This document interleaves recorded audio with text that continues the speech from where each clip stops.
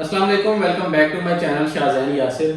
आज के व्लॉग में हम लोग डिस्कस करेंगे मिस्टेक्स के बारे में जो कॉमनली मिस्टेक्स होती हैं वीज़ा अप्लाई करते हुए। यूके का वीज़ा जब हम अप्लाई करते हैं तो कुछ ऐसी मिस्टेक्स कर जाते हैं जिसकी वजह से हमारा जो वीज़ा है वो रिफ्यूज़ हो जाता है। तो आज उन्हीं मिस्टेक्स के बारे में डिस्कशन होगी। कुछ मिस्टेक्स को मैंने राइट डाउन भी किया है, वो वन बाय वन मैं आपके साथ डिस्कस करता हूँ।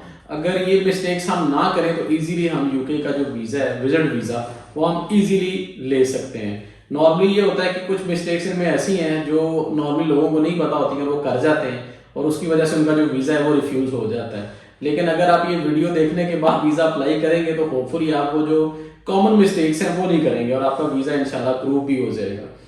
अच्छा जी, वीज़ा अप्लाई करने से पहले सबसे पहले आप आराम से बैठ के एक दफ़ा सोचें कि आपको ये वीज़ा अप्लाई करना भी चाहिए या नहीं करना चाहिए, क्योंकि जो चीज़ें रिक्वायरमेंट होती हैं इसके लिए, जो जो चीज़ें आपको चाहिए होती हैं वीज़ा अप्लाई करने के लिए, वो ऑलमोस्ट आपको सारी पता है। लेकिन आपने एक दफ़ा बैठ के ये ज़रूर सोचना है कि क्या वो सारी चीज़ें मेरे पास जेन्युइनली मौजूद हैं या नहीं है। सपोज आपकी स्टेटमेंट है, आपके फाइनेंस हैं, आपका सोर्स ऑफ इनकम है, ये सारी चीज़ें जो हैं ये आपको एक दफ़ा बैठ के सोचना चाहिए कि ये मेरे पास हैं या नहीं है। अगर हैं तो उसको मैंने किस तरह मैनेज करना है और मैंने फिर वीज़ा अप्लाई करना है, क्योंकि ये सारी चीज़ें पहले से मैनेज कर लेना वो सबसे ज़्यादा ज़रूरी होता है और वो आसान भी होता है, आपका वीज़ा इजीली लग जाता है अगर आपने वो चीज़ें अच्छी तरीके से मैनेज की हुई हैं। ये वीडियो का जो टॉपिक है बेसिकली उन मिस्टेक को डिस्कस करने का मकसद भी मेरा यही है कि आप ये मिस्टेक्स ना करें ताकि आपका वीज़ा रिफ्यूज़ ना हो। ये सारी मिस्टेक्स को निकालें और अच्छे तरीके से अपना जो केस है वो बनाएं और अपनी फाइल लेके जाएं और जाके अपनी फाइल जमा करवाएं और वीज़ा दें। क्योंकि फर्स्ट टाइम पे अगर आप वीज़ा लेते हैं, अप्लाई करते हैं और आपको वीज़ा मिल जाता है, ये सबसे अच्छी चीज़ है और आपका वीज़ा रिफ्यूज़ नहीं होना चाहिए। आपकी किसी भी नेग्लिजेंस की वजह से, किसी भी मिस्टेक की वजह से आपका वीज़ा रिजेक्ट नहीं होना चाहिए। इसलिए इस वीडियो को एंड तक देखिएगा और सारी मिस्टेक्स को नोट डाउन भी कीजिएगा और देख लीजिएगा कहाँ पे आप मिस्टेक कर रहे हैं या कहाँ पे आपसे मिस्टेक हो जानी थी। तो ये मिस्टेक्स को अगर आप अवॉइड करेंगे तो होपफुली आपका वीज़ा इजीली ग्रांट हो जाएगा। तो उन मिस्टेक्स को डिस्कस कर लेते हैं। सबसे पहले इन मिस्टेक्स में सबसे जो मेजर मिस्टेक होती है वो आपकी बैंक स्टेटमेंट की होती है। बैंक स्टेटमेंट की मिस्टेक किस तरह होती है कि अगर आपने बैंक स्टेटमेंट किस तरह बनाई है और कितने अरसे में बनाई है। अब दो तरह की बैंक स्टेटमेंट है, एक तो जो एम्प्लॉयज हैं, जो जॉब वर्कर्स हैं, उनकी स्टेटमेंट है। सेकंड होता है बिजनेसमैन जो है, उनकी स्टेटमेंट जो है। अब दोनों की स्टेटमेंट थोड़ी सी डिफरेंट होती है। अगर कोई एम्प्लॉय है तो उसकी स्टेटमेंट में उसकी जो फिक्स सैलरी है, जो उसने सैलरी स्लिप्स भी साथ लगानी होती है, वो फिक्स सैलरी उसकी स्टेटमेंट में भी शो होनी चाहिए। सपोज अगर उसकी सैलरी जो है 1 लाख या 2 लाख है तो मंथली बेसिस पे पहली 5-6 तारीखों में उसकी जो सैलरी है वो डिपॉजिट जरूर होनी चाहिए। अब सैलरी के साथ साथ उसके पूरे मंथ में कुछ अखराजात भी जरूर होंगे, वो जो एक्सपेंसेस है वो भी उसमें से उसका विड्रॉल जरूर होना चाहिए। ये नहीं कि मंथली बेसिस पे उसकी सैलरी आ रही है और उसका अकाउंट बढ़ता जा रहा है और उसने कोई ऐसा कोई इसके अलावा भी सोर्स ऑफ इनकम नहीं शो किया हुआ और वो कह रहा है कि मेरी यही स्टेटमेंट है और इसमें मैं कोई एक्सपेंस को कर नहीं रहा, तो वो भी एक फेक स्टेटमेंट के आती है क्राइटेरिया में। तो बेहतर है कि अगर आप एम्प्लॉय हैं और जेन्युइन एम्प्लॉय हैं तो आपकी स्टेटमेंट में सारी चीज़ें शो होनी चाहिए, आपकी सैलरी भी, आपके एक्सपेंसेस भी, और एट द एंड जो मंथ के एंड में आपकी सेविंग है वो भी शो होनी चाहिए। और वो जो सेविंग है वो मंथली बेसिस पे बढ़नी भी चाहिए कि आज अगर आपकी जो सेविंग है सपोज 1 लाख है, नेक्स्ट मंथ में वो जो सेविंग है वो बढ़नी चाहिए, वो 1.5 लाख, 2 लाख होनी चाहिए और वो मंथली बेसिस पे बढ़ती जानी चाहिए। इसीलिए 6 मंथ की स्टेटमेंट लगाना जरूरी होता है। और सेम क्राइटेरिया जो है बिजनेसमैन के लिए भी है कि उसकी जो स्टेटमेंट है उसमें ट्रांजैक्शन जो है वो शो होनी चाहिए कि मनी जो है वो इन आउट हो रही है ट्रांजैक्शन, उसमें कि पैसा आ भी रहा है और उसमें से विड्रॉ भी हो रहा है। पता चले कि बिजनेस है, उसमें से प्रॉफिट भी हो रहा है, उसमें एक्सपेंस भी हो रहे हैं, उसमें से सेविंग भी हो रही है। क्योंकि जो वीजा ग्रांट होता है वो आपकी जो एंड अमाउंट होती है, जो आपकी सेविंग होती है, उसको देखते हुए किया जाता है कि आपका क्लोजिंग बैलेंस कितना था लास्ट 6 मंथ्स में, कि वो किस तरह बढ़ा है। कई लोग इसमें ये मिस्टेक कर जाते हैं जो बड़ी कॉमन है कि कहीं से पैसे पकड़े और एक ही दफा करवा दिए डिपॉजिट। सपोज आपने 5 लाख पकड़ा एक जगह से, 5 लाख एक जगह 10 लाख बना के और आपने स्टेटमेंट बना ली और वो अटैच कर दी। ये तो बड़ा वो क्लियर कट होता है कि आपने ये पैसे कहीं से पकड़े हैं, आपका कोई बिजनेस नहीं है और उसका उस तरह का प्रूव भी नहीं आता उन ट्रांजैक्शंस का। तो ट्रांजैक्शंस पे, बैंक स्टेटमेंट पे बड़ा रिलाई करता है यूके का वीज़ा। जो यूके एम्बेसी एम्प्लॉय है वो इस चीज़ को बड़ा गौर से देखते हैं। ये तो हो गया जी पॉइंट नंबर 1। होपफुली आप इस पॉइंट को समझ लिए होंगे।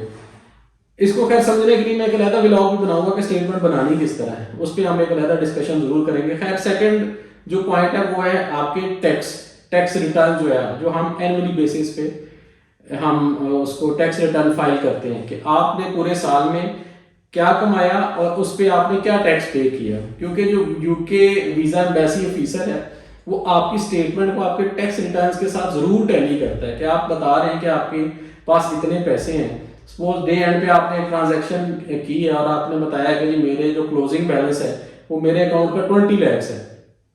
अब वो चेक करते हैं कि 20 लाख के अगेंस्ट आपने जो टैक्स है वो कितना पे किया हुआ है। अगर तो आपने टैक्स पूरे साल में 1000 2000 3000 जमा करवाया हुआ है तो वो फिर उन्हें पता चल जाता है कि ये इस बंदे ने पैसे इधर उधर से पकड़ के स्टेटमेंट बनाई है, ये टैक्स पेयर नहीं है। तो वो इस चीज को फिर अच्छा नहीं समझते और आपका वीजा जो है वो रिफ्यूज कर देते हैं। तो आपकी जो बेसिकली स्टेटमेंट है, आपकी जो बैंक स्टेटमेंट होती है वो और आपके टैक्स रिटर्न, ये दोनों आपस में मैच जरूर होने चाहिए। ये दोनों मैच होंगे तो फिर ये क्लियर कट सा सिनेरियो बनता है कि आप बिजनेस मैन हैं या एम्प्लॉई हैं, तो वो आपका एक फाइनेंस जो है बड़ा क्लियर हो जाता होता है। अच्छा, थर्ड पॉइंट है स्पॉन्सर लेटर। इसमें मोस्टली लोग बड़ी मिस्टेक करते हैं। कोई कहता है जी मेरा वहां पे दोस्त है, कोई कहता है जी मेरा अंकल है, कोई जी दूर का रिश्तेदार है, मैं उससे स्पॉन्सर मंगवा लेता हूँ, वो मुझे स्पॉन्सर भेज देगा, इनविटेशन भेज देगा कि मेरे पास आ रहे हो, और वो उसका स्पॉन्सर लेटर जो है वो लगा देता है। अच्छा, लास्ट एक दफा मेरे दोस्त ने अप्लाई किया, लास्ट ईयर की बात है, उसने स्पॉन्सर लेटर मंगवाया वहां से किसी से, वो उसका रिलेटिव भी नहीं था, उसका दोस्त लगा ले दोस्त था। खैर उन्होंने स्पॉन्सर लेटर लगाया और उसका वीजा रिजेक्ट हो गया। मैं आपको शॉर्ट करके बताता हूँ। और उस रिजेक्शन में बड़ा क्लियर कट लिखा हुआ था कि तुम कह रहे हो कि वो मेरा दोस्त है। इस चीज का क्या प्रूफ है कि वो तुम्हारा दोस्त है? वो कभी पाकिस्तान में आके तुम्हें मिला है या तुम पहले कभी इसके साथ कोई कांटेक्ट रहा है? इस चीज का क्या सबूत है कि वो तुम्हारा दोस्त है? तो इस तरह की मिस्टेक्स बिल्कुल भी नहीं करनी कि किसी का भी स्पॉन्सर लेटर वहां से मंगवाएं और वो आप साथ अटैच कर दें और उसकी बेस पे आपको वीजा मिल जाएगा। पॉसिबल ही नहीं है, ऐसा नहीं होता। अगर तो स्पॉन्सर लेटर आपने मंगवाना है, वो आपके ब्लड रिलेशन है, वो सबसे बेस्ट स्पॉन्सर लेटर वही होता है। आपके बहन भाई हैं वहाँ पे, आपके पेरेंट्स हैं, अंकल हैं, वो स्पॉन्सर लेटर जो है वो सबसे बेस्ट रहता है और उस पर आपके वीजा के जो चांसेस हैं वो काफी ज्यादा बढ़ जाते हैं। स्पॉन्सर लेटर की बड़ी इंपॉर्टेंस है, लेकिन स्पॉन्सर लेटर हो ठीक, फेक ना हो, तो ये बहुत जरूरी है। इन सारे पॉइंट्स के एंड पे मैं आपको एक ऐसा पॉइंट बताऊंगा जिसकी बेस पे आपका वीजा प्रूव या रिफ्यूज होगा। खैर उसको हम एंड पे डिस्कस करते हैं। अच्छा, थर्ड जो फोर्थ जो पॉइंट है, फोर्थ पॉइंट है कि मोस्टली लोग फेक इंफॉर्मेशन देते हैं अबाउट देयर जॉब, कि वो जॉब कहीं नहीं कर रहे होते और वो जॉब लेटर बना लेते हैं खुद ही, सैलरी स्लिप्स भी बना लेते हैं, लीव लेटर भी बना लेते हैं, और वो सारा कुछ टोटली फेक होता है। अब फेक जो है, क्योंकि नॉर्मली जो एम्प्लॉई है, जो आप एम्प्लॉयमेंट की अपने डॉक्यूमेंट्स लगाते हैं, तो एम्बेसी मोस्टली वहां पे कॉल करके ये जरूर श्योर करती है कि ये बंदा वहां पे एम्प्लॉय है या नहीं है।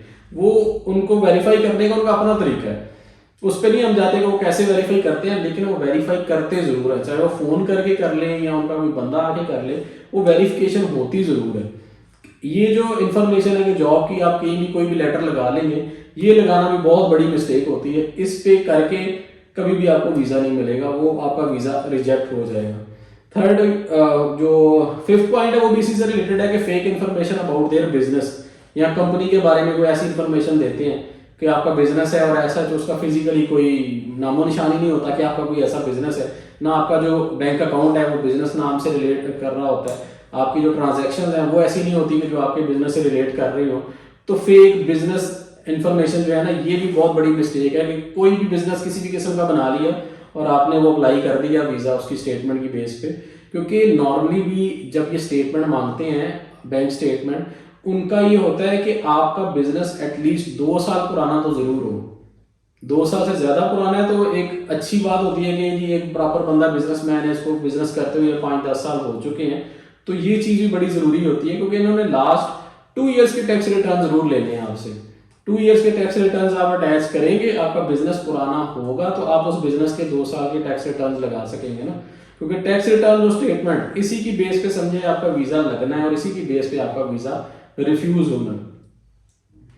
खैर 6 नंबर जो पॉइंट है कि मोस्टली लोग फेक डॉक्यूमेंट्स लगा देते हैं अपनी प्रॉपर्टी के लगा देंगे, गाड़ी के लगा देंगे और उनके नाम पे होता भी कुछ नहीं।